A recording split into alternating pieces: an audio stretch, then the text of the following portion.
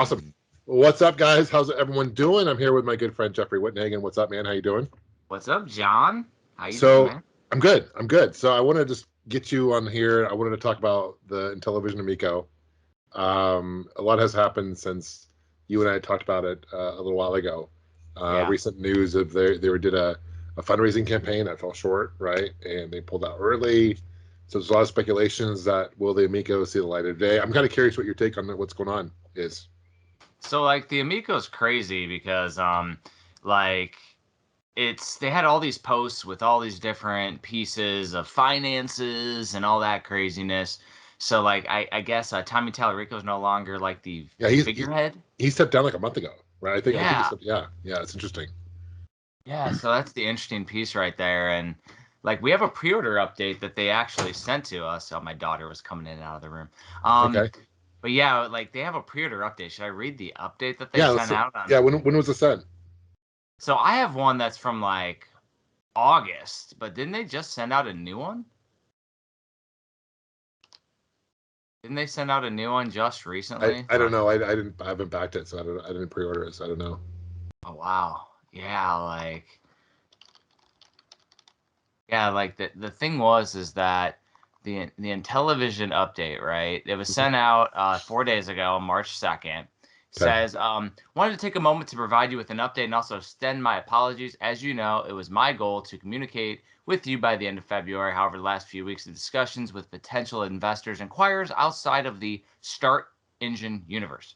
As we continue to work with them on a deal structure and terms, it has been agreed that we maintain a quiet period while negotiating. The magnitude of this type of deal will invariably have an influence on our path forward, but are excited about the potential of new groups' involvement with Intellivision. We'll update you as soon as we are able to. And that's from Phil Adam, CEO of Intellivision. So he replaced Tommy in the role. Yeah. Okay, okay. Because yeah, Yeah, the yeah. Start Engine he's referring to as a website. I guess they're looking for investors, right, to become like shareholders of the company. Essentially, I Yeah. think their goal was to raise 5 million. They got to, I think it was around for like a month. They got to like 58,000, so well short of the goal. And Wow. they pulled out early, right? So there's speculations that they're hurting for money. So I think time will tell. As we talked about in our previous video about this topic, they were selling their games like beforehand, which you were kind of against, thought it was kind of weird, right? Yeah, it Uh, was absolutely weird that they were selling the games early. And now, from the data analytics that were revealed, is that they're going to sell every console at a loss for like millions and millions of dollars until they can break even with all of their loans that they have and the investors that they have to pay back. And now it seems like they have to pay back even more investors if this is the case. So, I yeah, mean, John, what do you think? Do you think this has a chance of surviving? it's tough, man. I don't have a great history with new. Well, I take that back. I mean, CollectorVision Games, we released a Phoenix, and that was very successful in a very Yeah. small scale. But on the same note, we didn't ask for investors. We self funded it. But it's not apples and oranges. It's not apples to apples, right? Because it's two different things. The CollectorVision Phoenix is very small. This is a larger scale they're talking about. And the thing that I kind of thought weird about the Amico, to be honest with you, from the very beginning, is Yeah. Tommy's stance that this is a very family friendly. Like he want to almost become like the next Wii, right? Where these games they have to be like E for everyone. He was very strict because I had talked to him about porting City Hunter over to the Amico. End up happening. At this point, I'm kind of glad it hasn't, to be honest. Would have But been a lot of resources, yeah. yeah, but I look. I mean, it's very hard to get things off the ground. I think Sony, other companies have, when the PlayStation first came out, I think they probably sold the game. It's nothing new where systems are sold at a loss to get. It's all about the game sales. That's how they make their It is money. all Right? about the game sales, yeah. Yeah. So I mean, that part doesn't really surprise me. But if they're starting to pull out of the campaigns and they haven't really communicated what that thing you just read is not on Hmm. their website. It's not on their social media.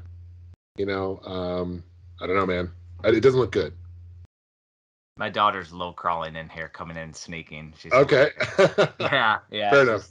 she's funny. They're not gonna be able to see you, Monday. But yeah, so it's an interesting piece, an interesting position. I don't see. I mean, I haven't invested in it. I Right. haven't spent any money on it. The optics don't look good right now. You know, Yeah. maybe they have a private investor that is willing to put millions behind it, and maybe they're just waiting for that to announce. And if that's the case, then great, more power to them. But right now, the optics don't look great for their company, right? Another Yeah. thing interesting too is, have you been following this Earthworm Jim 4? And like the guy who created Earthworm Jim, I guess is like Doug Tenapple. Do you know this guy? Have you heard of him? But Was he Earthworm Jim 4 is going to be exclusive on the it, Amico it, though, right? it was right. So they're going to make a Earthworm. They did like a trailer. It looks actually pretty interesting because it's all like hand drawn. Yeah. Very cool, almost like a Cuphead kind of situation where it's all drawn, which is Oh, cool. that's awesome. But in the past, this guy has been very controversial. He's been on the board for the Miko. He's very close with Tommy. I'm not quite sure if he's still on the board, but I know in the past he was. And it's pretty controversial because he is far. I don't know where you've fallen. I don't get political, but he's very far right. He's Oh, People okay. have called him some of his comments very homophobic, racist in the past, and so I don't know if that's necessarily a guy you want representing your company. Whether you agree or disagree, it's probably something you probably shouldn't have. People are going to sniff that out. You know what I'm saying? Well, Um, yeah, you should never bring religion or politics into correct. anything business related. It's always bad. Right. Right. Right. So to bring a kind of a very strong person like that in terms of like personality, who he's very committed to his like he believes in what's his roots, which is fine. But when you start saying stuff like I heard some recordings of him talking on like a podcast, and like he was talking about gay marriage and like just some really racist things, right? He Yeah. may see that as like okay, but like the way he was coming about it was very aggressive, very almost came out I think there was a comment something about Hitler being okay. I mean, like really weird stuff that you just don't grow there, and especially in today's world, Yeah, and no, so definitely not. that's just to me just tying into the Miko. I just don't think that necessarily was a smart move to bring someone like that on the board, to be honest, right? That's definitely not family friendly. No, and that's kind of like what people were saying, right? Like, so you're saying one thing, but then you're not really practicing what you preach, and as far as like that. So I don't know, man. It's kind of a hot mess right now. So I don't Yeah, and know. it's an interesting thing trying to compete in the console battle space by limiting your options right out the gate by focusing on unique items when there are so many indie properties out there Right. that could be supported. I mean, Well, another thing about the Miko though is like some of the games are very. I mean, they're cool. Look, I love the idea of bringing back some of these IPs, right? For the Intellivision, there's some great games that you can bring back and update the graphics. But like, what what makes the experience different than like me downloading on my phone and playing it? yeah, Like, I mean, at the end of the day, if they're really simple games, like I could probably just buy it on my tablet for $2, $3, right, whatever it is, and probably have the same experience and just going and getting the console for 250 or whatever it is, and then getting the card and using the swiping the card or however it works. I don't know. yeah. At that point of the day, like what draws me to the system, I could just buy it on my phone, my tablet, right? Yeah, I mean it's a very basic console. There weren't that many games for it yet. Yeah, The buy-in would be the interesting piece too. I mean, it's the same thing that the Atari VCS is now running into, where they're trying to get developers to release games on their console construct now. And they're not doing a closed system like the Amico. The Amico is going to be more closed than right. like the Atari VCS, and Yeah. it's just interesting atmosphere. Because I would say out of any console doing it right, it would be your Evercade VS and Evercade. They're Yeah, doing it right. They're doing it right. they are. They are, and those have been great. Maybe they released the that handheld first, right? Evercade, and the VS just came out Mhm. recently. I think in the previous video you showed you have one, right? Yeah, yeah, yeah. Yeah, I just picked one up too. I got the handheld, and I love it. I think it's like you said, they're doing it right. Um, they're get some good IPs. They're bundling games, which is smart. So they're getting, packaging them in like five to maybe in some cases 10 or more games or more in one cartridge. I think the pricing's right. So you're right. I think they're doing it right. The Atari VCS saw the light of day. So that's a positive thing. We'll see how the longevity of that system is. Right at the end of the day, I think the price point, like what $400 for that thing, Too much. is too much. Too much. Yeah. I Uh, mean, when you have the Nintendo Switch out there that's cheaper for multiple different versions, I think you can get an OLED for that price, but like the other versions are cheaper, and you have a library that's in the thousands now. I mean, there's no brainer right there. You have a hybrid console that you can take on the go and put on your And screen. you have the Nintendo name that's been around for almost 40 years, or longer than 40 years, but And IPs. IPs and just the history of games. And I think people are going to be more selective as far as what they buy. Money's getting tighter, gas prices are going up. People are going to be more conservative as far as spending money, right? And like my Absolutely. point is, if like now Intellivision did like an app and did something released on the iStore or like Apple Store or like Google Play Store and said, hey, we have a special bundle thing, that would have been so much easier, I think, for them. And they could have released games through the app, and it would have been a lot less cost effective. But to come out with a new console itself, I think is just a huge undertaking to do that. You know, Yeah. yeah. Yeah, it would have been interesting. Like, I mean, in reality, they should have just had an online ecosystem where you could have like just downloaded old Intellivision games, like the Yeah, originals, and just tossed them yeah. all on there, the whole legacy of the console and whatever you could get IP version, and then just I, release I've, some new stuff. some people I've heard like videos that compare this to like the Coleco Chameleon situation, but I think the difference though is the Chameleon. I don't think Mike Kennedy had any. Uh, I think he was just trying to scam us all. To be honest with you, Mike. Like I don't think. Really? I don't think Intellivision is actually trying to scam everyone necessarily. I think they have intentions to release the system. I just they maybe bit off more than they can chew Yeah. financially, and it's just not going to see the light of day. And this is coming from someone who's worked with, unfortunately, I hate to admit it, but with Mike Kennedy back in the day when I thought he was an honest guy. you know, Yeah, and and you think that Kennedy was doing it then. yeah, I yeah, mean, yeah, yeah. there's no way. I remember we were talking during that time frame, and like the shock and awe as that convention happened, where it was the Super Nintendo inside of a box, and you were just like, I "What?" had no idea, and I was talking the time period. I was talking to the guy who was programming the Coleco, the Chameleon, and he does have a prototype, so does. But Mike didn't want to take that. He wanted to take the Super Nintendo just because it wasn't as far along as it should have been. So he was trying to put the wool over people's eyes, and it just blew up in his face, And the Oh, guy specifically told Mike, he's like, "Whatever you do, do not show the back of the system." And sure enough, Mike does that, and that just like shit hit the fan at that point. yeah, And so Mike's not a very good businessman. Just really screwed over myself included. Really screwed over a lot of us. It's that just sucks. unfortunate. I don't see the Intellivision Amico necessarily being the same situation as that. I just think that they had good intentions. I think when Keith passed away with Intellivision brand, I think Tommy had good intentions to bring back the name and do a really cool console. Bring back.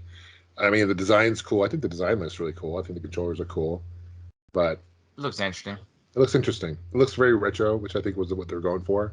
Yeah. But I mean, what's your take, man? What do you think? Like, do you think this will ever come out?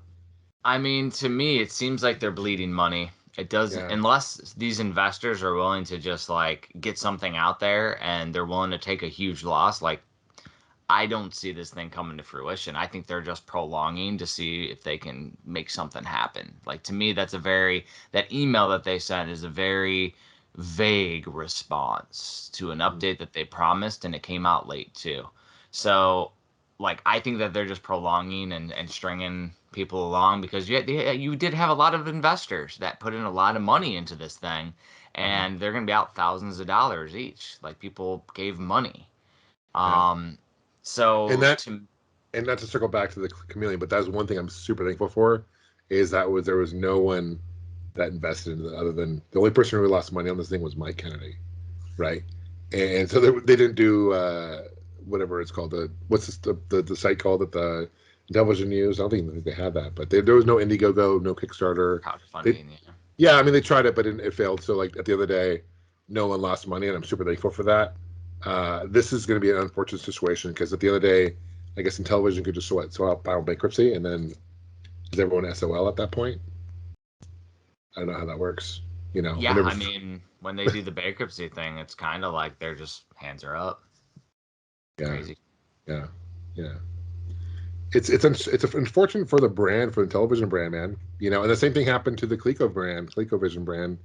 It's just they're iconic brands, and it's unfortunate that people try to bring them back, and it just kind of blows back at them. It's really unfortunate. Yeah, it's like you got to have a good, unique draw to make that stuff happen. Like Atari seems to always get it right when it comes to at least getting it out there and making it happen. Whether it's, exploding or not, it's not. It's still, but it's out there. It's in stores. It's been released. I mean, their flashback consoles were everywhere at the time, so that was a good marketing from the company that licensed that. Sure. These VCSs, they're not as crazy, but it's that high price point you mentioned. So like they're doing it right versus, your ColecoVisions and your Intellivisions that just always are missing the mark. Just like even back in the day, they like were chasing the tail of Atari. It's kind of history's bound to repeat itself, I guess. It's ironic for the Coleco because it's how the company went up going under because of bad business choices, and it's ironic with the Chameleon how that happened, right? But as far as Intellivision goes, I mean, the Intellivision system was so cool back in the day, right? Compared to, it came back a lot, before the NES, so a lot of people who are our age may not know it as much as the NES. But if it weren't for the Intellivision, there would be no NES, right? I mean, you have to look at the systems before the NES to really appreciate it. And without the Atari, without the Intellivision, without the ColecoVision, we wouldn't have the Switch today. Those are kind of the grandfather of gaming in many ways, right? Those were, the Intellivision Atari was like the Sega and Nintendo of the early '80s, right? Like before the NES came out. So you have to respect that heritage, that history. But it's a shame that the brands are coming back and just it's almost a laughing stock in many cases, and people are just tearing it apart, which I can understand because it's what happened to Chameleon. It's people. It's a good talking points. Hence why we're talking about it today. Right? Exactly. It's interesting for news. It is interesting. It is interesting for news, man. So, anything else you want to add to it? Like any other thoughts? I mean, in reality, like I would be very weary. Hopefully, if people can get their money back, like recommendation would be to pursue those actions because I don't see this thing rebounding unless you get some kind of loaded investor in there that just takes it to fruition. It's just interesting, like why they need so much money to make this happen. Though it's just $5 million. Yeah, that's a lot. Yeah, it's a lot of money. Like, yeah. So it's interesting. But there's a lot of nuances that we probably both don't understand that go into this.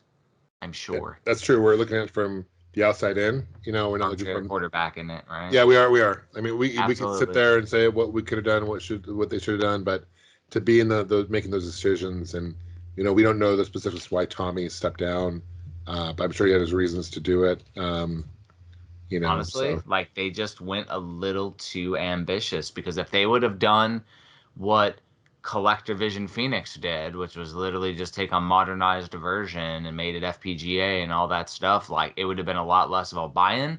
Wouldn't have been as ambitious, but they would have had it out there, right? Yeah. It wouldn't have cost them $5 million because they wouldn't have been working on a new construct. They would have been working on a existing construct with modern added to it. Yeah. Yeah. And I can see how they would want to target a different audience and, they're trying to, but I think they targeted too much. I think they, because they're the hardcore Intellivision people who played in television growing up, I'm not sure are interested in playing the family-friendly games and paying $250 versus, you know what I'm saying? Like, I think it's different. They're trying to target the Wii moms, and I don't think the Wii moms even know about the Intellivision Amico at this point, How old is the Wii at this point? You know what I mean? So you think about it, like, those kids that grew up on the Wii now are getting into Switch, but in modern, and you know what I mean? So it's a much different beast. Yeah. Well, I think time is going to tell, man. We'll see. I think we're every month, every week as it goes on, we'll find out more, and time will tell. So yeah, I appreciate you jumping on, dude. I appreciate you talking about it, man, for sure. Yeah. Awesome. Craziness. Thanks, Jeffrey. Take care, brother. Take care. Yeah. All right. Bye.